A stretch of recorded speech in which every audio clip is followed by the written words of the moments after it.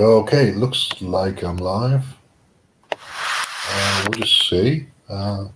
Should be all right, I think. So I've got a couple of comments about this tennis situation in Australia. The Australian Open apparently starts on the 17th of January. So Novak Djokovic is currently in a detention centre, for want of a better phrase, for refugees and people who are about to be deported. I don't know whether it's a hotel or whether it's actually a set of cabins or what it is, but I think it's a hotel according to his mother, but flea-ridden. So not exactly what he's used to. The guy's a multi-millionaire. And he's got a legal challenge going on about his visa status. So he's got to give evidence that he's got a medical reason for a vaccine exemption to be able to get into the country for the Australian Open. And let's hope he's got a good legal team and a good medical team, and they've been documenting everything that's going on. Because if he's had COVID within the last 6 months, apparently that's what would get him the medical exemption. He's already had it from the state and from the tennis governing body. He's just got to get to the point where he's got enough evidence for the Australian government authorities, the national whatever, immigration service or whatever you would call it. So, assuming he's got some documented evidence that he's had a COVID infection, that he's got antibodies, then he shouldn't have a problem, really. He's already been granted the exemption. So I know there's a big media fuss going on. The Independent are doing almost hourly updates. The Telegraph's doing almost hourly updates. The BBC are doing almost hourly updates.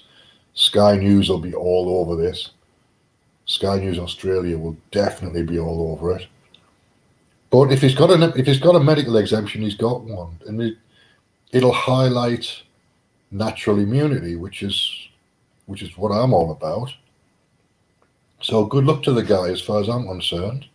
I know my opinion is no different to anybody else's, but he's prepared to stand up. He's got the money to challenge anything legally, so they're not going to get him on a legal technicality, because he'll just challenge it and he'll pay the best lawyer he can get to challenge it. So they're not going to be able to get him on a technicality.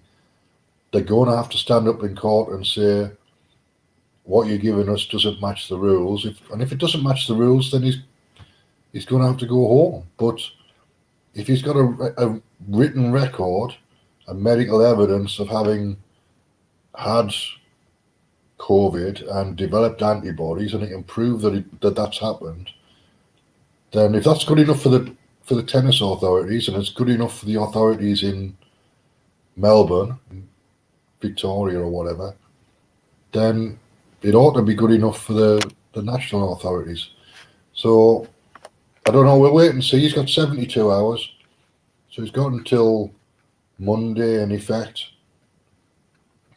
So tomorrow would be the day when the decision will be made, probably, because it's probably not going to happen at the weekend. They'll want to get it in as quickly as possible and get it sorted out. And I say good luck to him, and I hope he wins it. I really hope he wins it, and he goes down in history. So that's pretty much all I have to say, really. I'm watching the story. I'll be posting about it all weekend. I've posted on my podcast. I'll be live streaming here every now and again. Maybe going through the live articles that are going up on various places. Don't know, depends how I feel. But thanks for watching, and I'll catch you later.